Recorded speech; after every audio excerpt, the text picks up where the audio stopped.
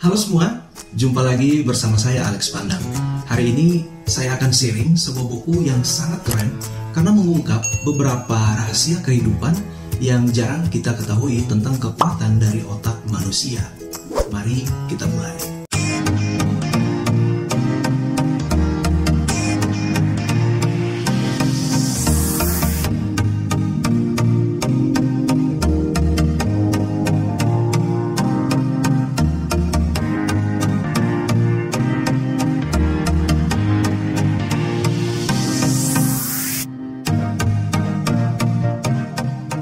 Buku ini berjudul The Answer, ditulis oleh sepasang suami istri yang bernama Barbara dan Alan Pease.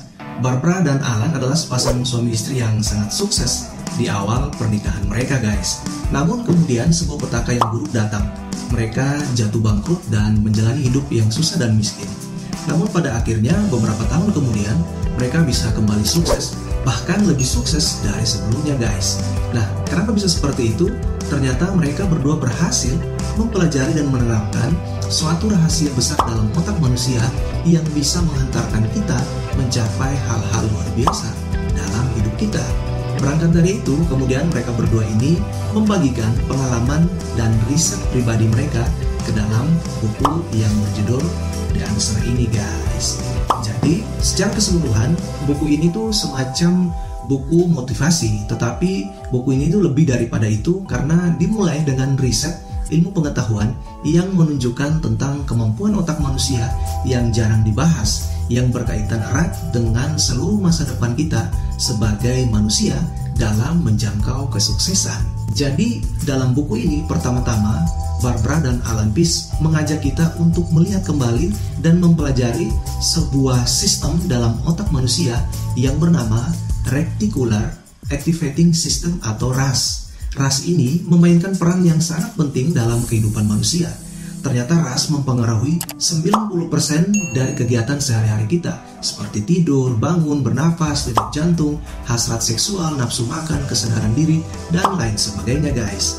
Nah, RAS ini adalah tempat di dalam otak kita di mana pikiran, perasaan dalam diri, dan pengaruh dari luar bertemu menjadi satu titik dalam sistem saraf. Tugas RAS ini adalah memfilter informasi dan mencerna informasi yang penting untuk kita. RAS akan mengevaluasi semua informasi yang datang dari luar, kemudian ia akan memprioritaskan mana informasi yang akan menjadi sebuah pesan yang perlu kita perhatikan, guys. Jadi sebenarnya menurut penelitian ilmiah ini, RAS yang ada di dalam otak kita sebenarnya dia mampu merekam semua informasi yang bisa kita lihat, kita dengar, bahkan kita rasakan dalam sekali waktu. Misalnya begini nih, saat kita sedang berdiri dan memandang segala sesuatu yang ada di depan kita, sebenarnya saat itu juga RAS sedang merekam semua yang bisa terlihat oleh mata dan terdengar oleh telinga kita, meski kita tidak menyadarinya. Inilah kehebatan dalam otak kita yang tersimpan di dalam Reticular Activating System. RAS ini seperti GPS, kamu tidak perlu tahu seluruh jalanan di sekitar kamu, tapi GPS akan mengantarkan kamu ke tempat tujuan yang kamu inginkan. Begitupun RAS, kita hanya perlu mengatur tujuan kita, maka RAS akan mencari jalan menuju tujuan kita, guys. Nah, RAS ini ternyata mengatur sistem kepercayaan kita dan memilih informasi yang mendukung dengan apa yang kita percayai, guys. Jadi RAS ini tugasnya akan meminimalisir informasi selain informasi yang Anda butuhkan untuk mendukung apa yang Anda percayai. Untuk membuat RAS ini bekerja, menurut Alan dan Barbara, kita harus memprogramnya kembali sehingga RAS kita bisa berfokus pada apa yang benar-benar kita inginkan, bukan pada apa yang tidak kita inginkan. Saat kita memprogram RAS, biasanya RAS akan langsung mencari informasi yang berkaitan dengan hal yang kita tanamkan atau kita programkan dalam kepala kita. Misalnya nih, pernahkah kamu tertarik dengan sebuah barang, mobil misalnya? Lantas secara tak sengaja, beberapa waktu kemudian, karena kamu terus memikirkan mobil ini, tiba-tiba kamu bisa melihat mobil ini terpampang di mana-mana. Atau lebih konkret begini, lihatlah ketika seorang ibu begitu fokus mengasuh bayi yang baru lahir. si ibu ini akan terus fokus menaruh perhatiannya kepada anaknya, sehingga ia tidak memperhatikan hal-hal lain. Ia tidak akan bangun meskipun suara TV begitu keras ataupun kendaraan tetangga yang begitu berisik. Namun ketika ibu itu mendengar tangisan anak bayinya menangis, bukankah ibu itu langsung bangun? Nah, itu dia yang membuat Alan dan Barbara akhirnya belajar untuk memprogram kembali keinginan mereka sehingga mereka bisa bangkit dari keterpurukan mereka dan akhirnya keajaiban itu datang. Kedengarannya mudah sekali ya, namun bagaimanakah cara memprogram ulang ras kita menurut pengalaman dari Barbara dan Alan Peace ini? Sebagai disclaimer ya, setelah mereka sukses, Barbara dan Alan ini itu akhirnya menjadi motivator ya, berbicara tentang pengalaman mereka. Berikut adalah beberapa langkah untuk bisa memprogram ulang ras di dalam otak kita, guys. Yang pertama adalah decide what you want, atau putuskanlah terlebih dahulu apa yang benar-benar kamu inginkan atau apa yang benar-benar kamu butuhkan dalam hidup ini, guys. Mengapa ini menjadi sangat penting? Mari kita pulang ke masa lalu.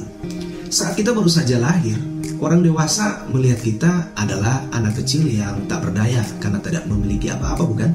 Namun sebenarnya, justru di waktu kita kecil, kita adalah manusia yang penuh dengan keinginan yang sangat powerful. Kita hampir selalu pasti bisa mendapatkan apa yang kita inginkan. Contohnya nih, saat kita menangis karena kita kelaparan, kita akan terus menangis sampai akhirnya orang tua kita akhirnya benar-benar memberikan kita makanan, bukan? Atau begini nih, kita tidak malu ya kalau merengek menangis-nangis di depan sebuah toko hanya untuk mendapatkan mainan yang kita inginkan, bukan? Dan pada akhirnya kita akan mendapatkannya. Namun saat kita mulai beranjak besar, ketika kamu sudah bisa berbicara, kamu tidak lagi bisa mendapatkan hal yang kamu inginkan semudah ketika kamu masih kecil. Hal itu disebabkan karena saat kamu beranjak dewasa, kamu akan sering mendengar nasihat yang ternyata bermakna penolakan atau pelarangan dari orang lain ataupun orang tua kita. Misalnya, jangan menangis, jangan egois, kamu harus tahu malu, saya bilang ayah harus kamu ini bandel banget, dan lain sebagainya, guys. Saya percaya kita semua pernah mengalami ini. Hal ini membuktikan bahwa kita akan semakin sering melakukan apa yang orang lain ingin kita lakukan, bukan apa yang benar-benar kita sendiri ingin lakukan, bukan? Percayalah, perilaku atau lingkungan kehidupan seperti ini yang kita alami sehari-hari semasa pertumbuhan kita, itu akan membentuk kita menjadi sesuatu yang namanya mindset atau kebiasaan kita, karena tertanam dalam alam bawah sadar kita, sehingga kita akhirnya benar-benar menjadi pribadi yang menjalankan apa yang sudah dipolakan oleh orang lain. Hidup dengan ekspektasi orang lain tidak akan membuat kita bahagia, membuat kita menjadi orang-orang yang membosankan. Maka itu, buatlah keputusan berdasarkan apa yang kamu inginkan, bukan berdasarkan apa yang orang lain inginkan. Yang kedua, write your wish, atau tulis apa yang ingin kamu capai. Karena apa yang ingin kamu miliki, apapun itu, terlepas dari yang orang lain katakan, tulis saja. Kamu bisa menuliskan mimpi kamu sejak dulu, mungkin kamu bikin 10 sampai 20 wish begitu ya. Tulisan ini bukan sebuah komitmen, namun semacam tulisan karena dapat menarik yang ingin kamu capai dalam kehidupan kamu suatu hari nanti. Nah, setelah kamu bikin listnya, kamu bisa menyimpannya untuk kamu sendiri atau bahkan untuk membagikannya kepada orang yang benar-benar kamu percayai, guys, untuk mendukung mimpi-mimpi kamu atau harapan atau visi kamu ya. Nah, jangan pernah membagikan tulisan mimpi kamu kepada orang yang tidak pernah mendukung kamu. Jangan sampai nanti mimpi kamu akan menjadi buyar oleh opini orang yang tidak mendukung kamu, guys. Di sini yang kamu harus perhatikan, cari orang yang benar-benar kamu percayai yang bisa support kamu.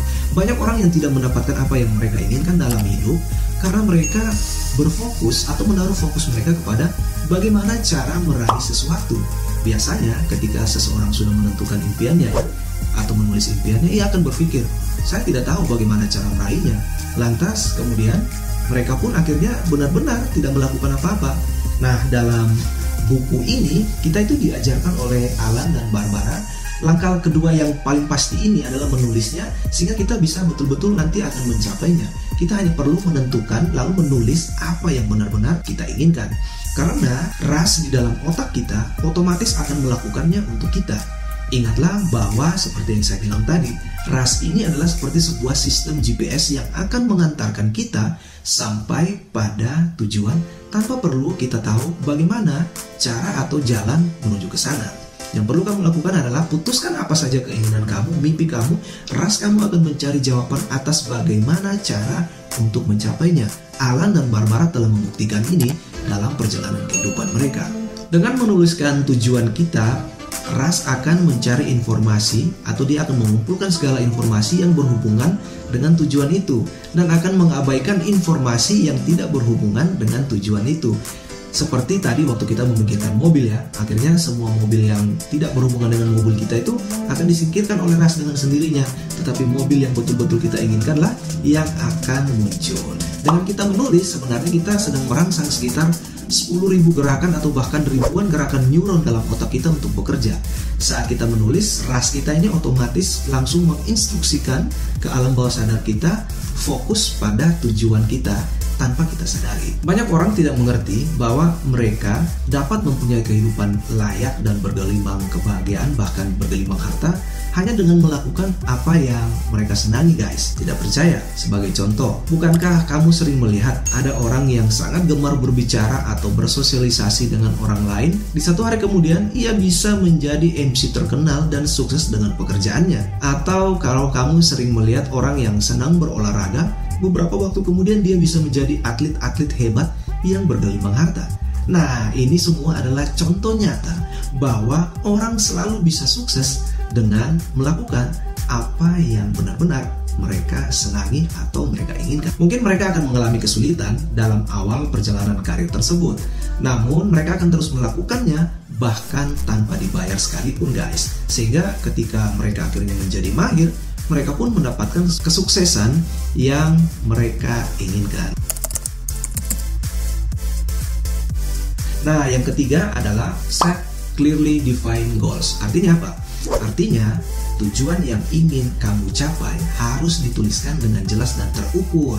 Seperti kapan deadline-nya, berapa jumlahnya, bagaimana bentuknya, apa warnanya, bagaimana hasilnya nanti, dan lain sebagainya. Intinya harus ditulis secara tepat sasaran, terperinci. Contoh, apabila kamu punya tujuan ingin menjadi orang kaya, kalimat ini tidak akan membuat RAS Anda terangsang untuk bekerja. Anda harus menuliskan dengan kalimat yang lebih terukur. Misalnya, kamu dapat menuliskan, saya akan mempunyai uang sebesar 1 miliar pada tanggal 1 Januari 2024. Kalimat ini akan mengaktifkan RAS Anda untuk mulai bekerja meraih tujuan tersebut.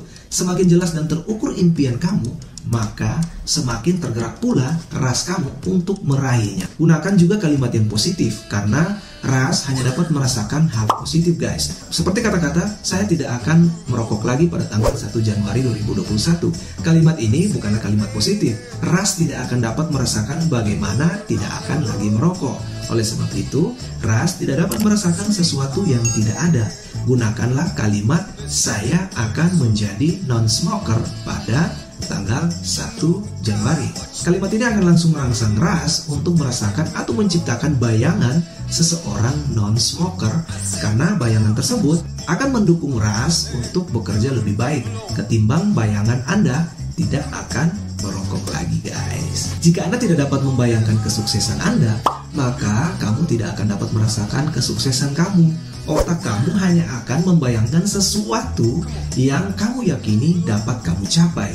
Jika kamu berhasil membayangkan dan menuliskan kesuksesan kamu, maka itu berarti kamu dapat meraihnya, guys. Tidak peduli bagaimana terjalnya jalan yang akan kamu tempuh. Ingat, hal yang terpenting adalah membayangkan apa yang ingin kamu capai, bukan bagaimana kamu mencapai hal tersebut. Yang berikut ada the art of visualization, guys. Visualisasi adalah saat Anda menutup mata dan secara jelas kamu dapat membayangkan tujuan-tujuan kamu yang akan kamu capai.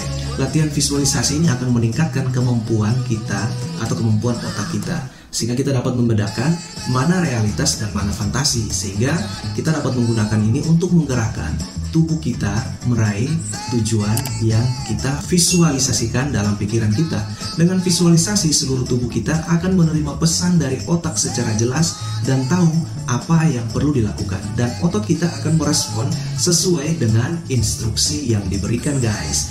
Jadi kamu harus dapat memvisualisasikan tidak hanya tujuan kamu, namun juga setiap langkah yang kamu lakukan demi tercapainya tujuan tersebut guys. Saat kamu memvisualisasikan ini, pikiran kamu akan menciptakan suasana yang mendukung untuk kamu meraih apa yang kamu visualisasikan. Itulah mengapa sangat penting untuk kamu memvisualisasikan dengan jelas dan positif image yang kamu raih harus sudah terbentuk di otak kamu. Jika kamu mampu melatih dan melakukan visualisasi ini secara terus-menerus, maka muscle memory atau otot yang berguna untuk menggerakkan kemampuan kamu berimajinasi di dalam otak itu akan terus bergerak dan bergetar, sehingga kamu akan bisa mencapai tujuan yang ingin kamu capai dengan meningkatkan cara kamu memvisualisasikan. Oke guys, jadi itulah beberapa langkah yang diajarkan dan disarankan oleh Barbara dan Alan untuk kita praktekkan.